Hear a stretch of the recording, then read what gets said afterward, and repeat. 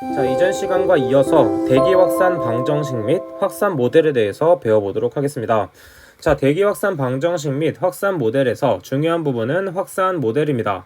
확산 모델은 대표적으로 수용 모델과 분산 모델이 있는데, 그 중에서도 수용 모델과 분산 모델의 특성, 그리고 분산 모델의 종류 중 상자 모델과 가우시안 모델이 시험에 자주 출제가 됩니다. 자, 그럼 수용 모델이 뭔지 먼저 체크를 해보도록 할게요. 자, 수용 모델이란 말 그대로 손 숫자를 사용해서 생각을 해주시면 됩니다. 직접 찾아가서 손으로 측정을 한다, 이렇게 생각을 해주시면 돼요. 따라서 직접 측정을 하기 때문에 데이터에 의존하지 않고 바로 측정이 가능한 것입니다. 따라서 기상 혹은 지형 정보 없이도 사용이 가능하며, 새롭거나 불확실한 오염원 그리고 불법 배출 오염원을 정량적으로 확인 평가할 수 있습니다. 그 다음에 수용체 입장에서 영향평가가 현실적으로 이루어질 수 있는 장점이 있죠. 하지만 반대로 직접 가서 측정하는 것이기 때문에 측정한 후에 2차 오염물질이 나올지 안 나올지 파악할 수가 없습니다. 따라서 2차 오염물질에 대한 파악을 할 수 없고, 측정 자료를 입력 자료로 사용하기 때문에 시나리오 작성이 곤란합니다. 또한 미래의 대기질도 예측하기가 어려운 부분이 있는 것이에요. 따라서 단점에 미래 예측이 어렵다가 가장 큰 단점이 되겠습니다. 자, 그 다음 수용 모델의 종류에는 기타 종류들이 있는데 가볍게 읽고 넘어가 주시면 되고, 그 다음 분산 모델의 특성은 수용 모델과 반대되는 특성이 있다라고 생각을 해주시면 돼요. 자, 분산 모델은 데이터를 이용해서 입력값을 이용해서 추측하는 방법입니다. 따라서 수용 모델은 기상 지형 정보 없이도 충분히 알 수 있었다면, 반대로 분산 모델은 지형 기상 조건이 없다면 이것을 이용할 수 없습니다. 또한 이것은 데이터가 많이 누적돼 있어야 되기 때문에 오염물의 단기간 분석 시 문제가 발생할 수 있으며, 새로운 오염원이 지역 내에 신설될 경우에는 다시 데이터를 작성해야 되는 단점이 있습니다. 또한 두 번째, 지역 및 오염원의 조업 조건의 영향을 많이 받겠죠. 자, 그럼 반대로 장점은 수용 모델의 단점을 생각해 보면 됩니다. 수용 모델의 단점은 미래 대기질을 예측할 수 없었는데, 분산 모델은 데이터를 이용해서 측정하는 것이기 때문에 미래의 대기질을 예측할 수 있으며 2차 오염원의 확인이 가능해집니다. 또한 대기오염 제거 정책 입안에 도움을 주는 특성이 있습니다. 따라서 이렇게 수용 모델과 분산 모델은 그냥 막 암기하는 것이 아니라, 수용 모델은 직접 측정, 분산 모델은 데이터를 이용한 측정이다 라는 생각을 한 후에 장점 단점을 구분해 주시면 되겠습니다. 자, 그 중에서 분산 모델은 상자 모델과 가우시안 모델이 많이 출제가 되는데, 상자 모델의 특성 중 하나인 농도가 시간에 의해서만 변하는 0차원 모델이 가장 큰 특성입니다. 하지만 오염물질의 분해가 있는 경우에는 1차 반응을 따른다라는 걸 반드시 암기해 주셔야 돼요. 이 부분이 시험에 많이 출제되고 있고, 기타 부분에 있는 특성도 출제가 되기 때문에 가볍게 체크해주고 읽어주시면 되겠습니다. 자, 그럼 몇 개만 더 밑줄 치도록 할게요. 자, 고려되는 공간에서 오염물질의 농도는 균일하며, 그 다음에 오염물질은 방출과 동시에 균등하게 혼합된다 라고 가정을 해주면 되겠습니다. 자, 그 다음 가우시안 모델도 가끔 출제가 되기 때문에 가정 조건을 한번 읽어봐 주시면 되겠습니다. 자, 이 부분은 가볍게 읽으면서 계속 넘어갈 거예요. 자, 그 다음에 세 번째에 있는 가우시안 확산 방정식입니다. 자, 해당 방정식은 너무 복잡하게 보이지만 시험에 자주 출제되기 때문에 반드시 암기해야 되는 방정식입니다. 자, 이 방정식을 이용해서 계산하는 게 많기 때문에 정말 중요해요. 자, 그렇기 때문에 이 인자들을 먼저 알아보도록 하겠습니다. 자, 가우시안 확산 방정식에서의 이때 Q는 유량이 아니라 오염물질 배출량으로서 질량 퍼 시간으로 나타낼 수 있습니다. 그 다음에 H2라고 표시된 것은 유효 굴뚝 높이로 높이인 길이로 표시할 수 있고, U는 풍속, 그리고 Y는 풍약의 직각인 수평거리인 길이, 그 다음 Z는 지면으로부터의 오염물질의 높이인 L, 그 다음에 시그마 Y와 시그마 Z는 수평 수직 방향의 표준 편차입니다. 자, 나머지 인자들은 다 문제에서 주어지는 것이기 때문에 개념 잡기를 통해서 어떻게 풀어야 되는지 한번 알아보도록 하겠습니다. 자, 그럼 문제를 한번 읽어보도록 할게요. 가우시안형의 대기오염 확산 방정식을 적용할 때 지면에 있는 오염원으로부터 바람 부는 방향으로 250m 떨어진 연기의 중심 축상, 자, 여기 중심축이 중요합니다. 그 다음에 지상 오염 농도를 구하면, 자, 단 오염물질의 배출량은 6g/s이며 풍속은 4.5m/s, 시그마 Y는 22.5m, 시그마 Z는 12m입니다. 자, 그럼 우리가 이 공식을 외웠다고 가정을 하고 한번 풀어보도록 할게요. 자, 우리가 구해야 되는 농도는 mg/m 세제곱이기 때문에 이때 Q를 단위 환산을 해주는 게 좋습니다. 자, Q는 6g/s였기 때문에 mg/s로 전환을 해주게 되면 g이 소거가 돼서 6 곱하기 10의 세제곱 mg/s가 됩니다. 자, 나머지는 미터세크 다 미터로 주어져 있기 때문에 그대로 대입하면 되는데, 이때 중요한 것은 지면의 농도를 측정하는 것, 즉 지면에 있는 오염원으로부터 측정하는 것이기 때문에 Z값은 0입니다. 왜냐하면 Z는 지면으로부터의 오염물질 높이이기 때문이죠. 자, 그 다음에 중심축이라고 했기 때문에 Y값도 0. 그 다음에 굴뚝에 대한 언급이 없이 지상 오염 농도를 측정하는 것이기 때문에 유효 굴뚝 높이도 0이 됩니다.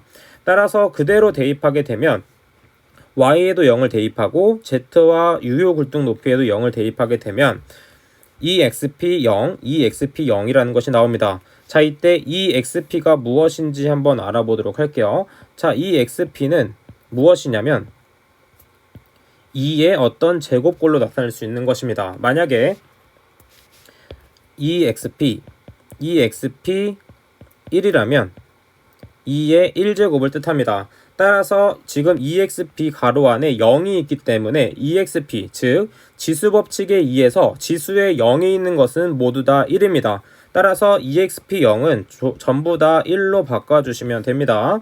따라서 앞쪽에 있는 부분도 EXP0이기 때문에 1로 전환이 돼서 밑에 분모에 있는 2와 새롭게 생긴 2가 소거가 됩니다. 따라서 공식이 보다 간편하게 나온 것인데, 다른 책이나 다른 어떤 인터넷 같은 데 보면 식이 지금 다양하게 나와 있어요. 하지만 이 원래의 식에서 주어지는 조건에 따라 달라지는 것이기 때문에 원래의 식을 외워주신 다음에 어떤 조건에 따라서 0이 들어가는지만 파악을 해주시면 됩니다. 따라서 간단하게 우리 나타냈기 때문에 그대로 인자를 대입해서 계산기를 눌러주시면 1.57mg/m 세제곱이 나옵니다. 해당 공식은 많이 어렵고 어떻게 주어지는지도 어렵기 때문에 여러분들께서 이 개념 잡기 문제를 여러 번 반복 숙달해 주시는 게 중요합니다. 여러 번 풀어봤는데도 잘 이해가 안 된다면 카페나 오픈 채팅방에 한번 질문 남겨주시면 제가 답변을 해드리도록 할게요. 자, 그럼 넘어가도록 하겠습니다. 자, 모델의 종류 및 특성, 이 부분도 그냥 가볍게 읽어주시면 됩니다. 가볍게 읽고 넘어가 주시면 됩니다. 자, 그 다음에 오염물질의 확산에 대해서 한번 배워보도록 할게요. 자, 오염물질의 확산 부분, 즉 연기가 어떻게 확산되는지에 대한 문제도 자주 출제되고 있습니다. 자, 우리가 앞에서 배웠던 것은 대기 안정도에 대해서 배웠어요. 건조 단열 감율과 환경 감율을 이용해서 어떻게 안정이 됐는지, 중립이 됐는지, 불안정이 됐는지 파악을 했습니다. 자, 따라서 이 대기 안정도의 파악을 통해서 우리는 연기가 어떻게 뻗쳐나가는지를 알 수 있어요. 자, 그 중에서 첫 번째 부채형을 보도록 하겠습니다. 자, 부채형은 가장 큰 특성 중 하나가 이때 점선은 건조 단열 감율,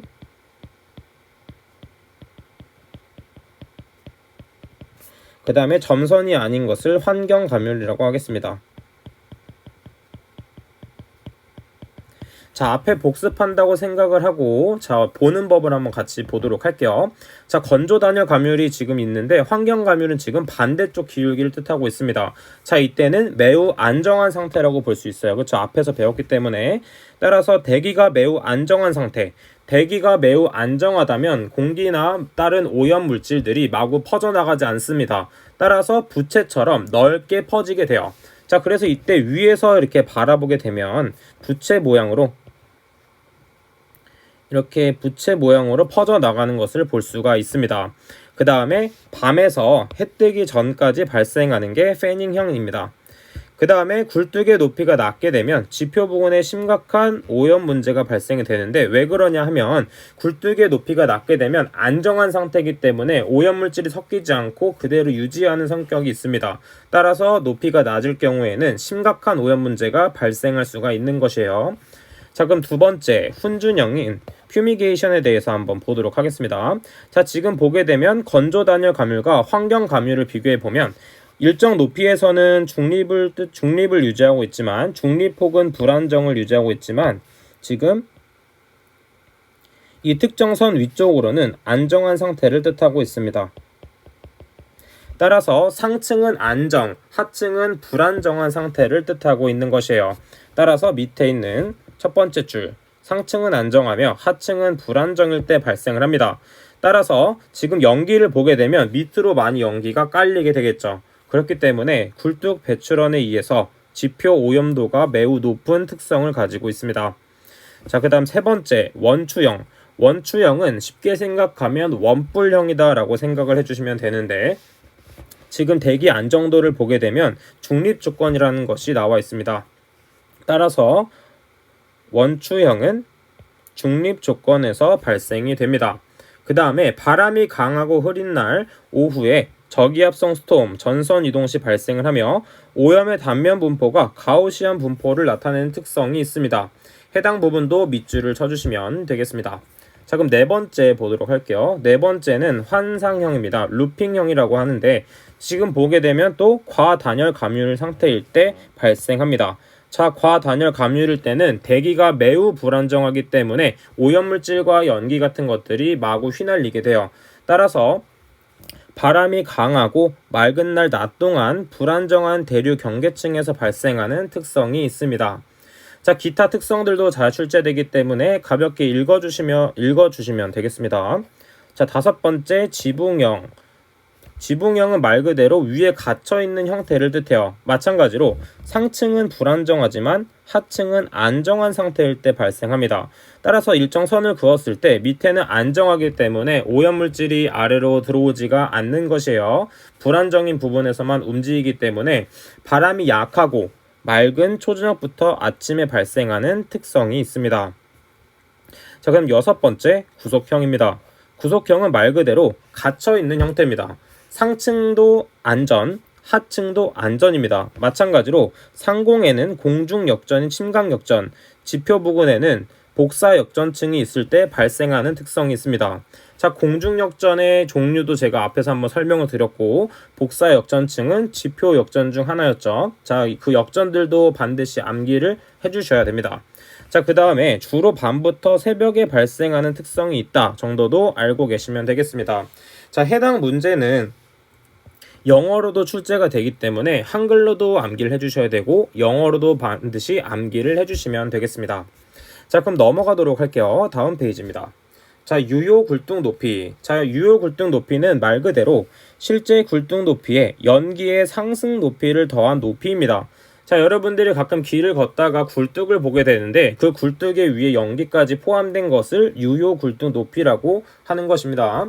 자, 그 중에서 연기의 상승 높이인 스미스식이 출제가 되는데 스미스식은 보통 주어지긴 하지만 마찰력에 대한 것은 부력에 대한 것은 주어지지 않기 때문에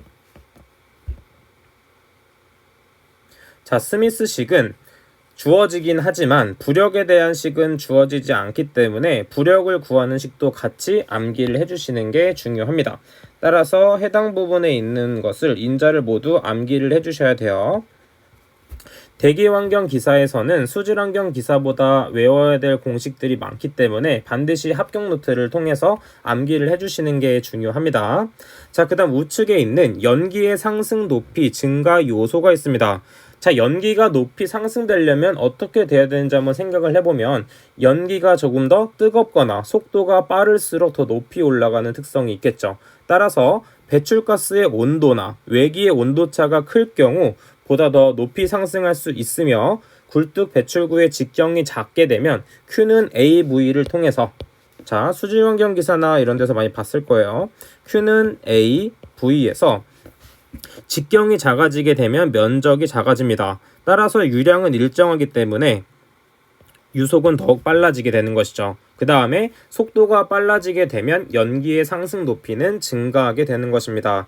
따라서 굴뚝 배출구의 직경은 작아야 되고 대기 안정도가 작아야 된다고 했는데 대기 안정도가 작다는 것은 불안정하다는 뜻입니다.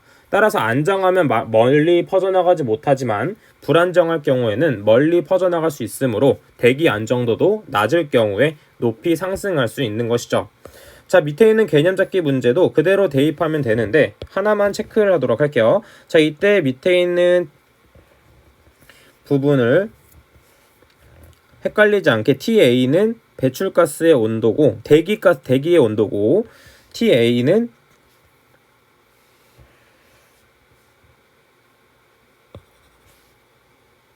자, 해당 부분은 개념 잡기를 풀고 넘어가 주시면 되겠습니다. 자, 그럼 다음 페이지에 있는 홀랜드식 TVA 모델 등이 있는데 해당 부분은 가볍게 읽고 넘어가 주시면 되고 잘 출제되지가 않아요. 그래서 이런 게 있구나 정도만 알고 계시면 됩니다. 자, 그 다음에 가장 중요한 최대 지표 농도와 착지 농도가 아닌 이것은 착지 거리라고 수정을 해주시면 되겠습니다.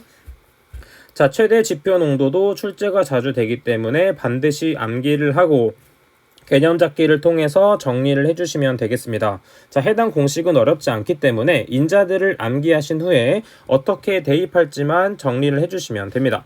자, 그럼 여기도 넘어가도록 하고 그 다음에 최대 착지 거리입니다. 최대 착지 거리도 마찬가지로 각각의 인자들을 그대로 대입하기 때문에 어떻게 넣는지만 알고 계시면 충분히 푸실 수 있어요. 수지환경 기사처럼 단위 환산을 통한 공식이었다면 제가 한번 설명을 드리지만 단순하게 암기해야 되는 공식이기 때문에 그냥 체크만 하고 넘어가 보도록 하겠습니다. 자, 그럼 여긴 넘어가도록 하고 밑에 복잡한 지형에서의 연기 확산, 그 중에서 다운워시와 다운드래프트에 대한 설명이 있습니다. 자, 이 부분은 그냥 가볍게 읽어주시면 돼요. 다운워시란 무엇이냐면 굴뚝 아래로 오염물질이 휘날리며 굴뚝 밑부분에 오염물질의 농도가 높아지는 현상입니다. 따라서 여기에 밑줄 칠게요. 굴뚝 아래로 오염물질이 휘날리며 굴뚝 밑부분에서 오염물질 농도가 높아지는 현상, 이게 다운워시 현상이고 다운드래프트 현상은 굴뚝의 풍하측에 위치하는 건물 및 지형의 영향을 받아 연기가 풍하 방향으로 휘말려 떨어지는 현상을 다운드래프트 현상이라고 합니다. 자, 각각의 대책도 같이 암기를 해주시면 되고 해당 부분은 그렇게 어렵지 않기 때문에 그냥 개념 부분만 읽고 넘어가 주시면 되겠습니다. 자, 마찬가지로 굴뚝 통풍력도 쉽게 계산할 수 있기 때문에 넘어가 주시면 되는데 해당 부분을 한번 체크를 해보도록 할게요. 자, 지금 개념 잡기 문제에서 하나 오탈자가 있어서 찾도록 하겠습니다. 자, 2273으로 나와 있는데 이것은 2273이 아니라 273으로 수정해 주시면 되겠습니다. 자, 이때는 켈빈 농도를 사용하기 때문에 273 더하기 도씨를 한 것입니다. 이것은 앞에 개념 부분에서 배웠기 때문에 충분히 할 수 있습니다. 자, 이 부분도 어렵지 않기 때문에 이 부분은 넘어가도록 할게요. 자, 그럼 저는 다음 강의에서 뵙도록 하겠습니다. 감사합니다.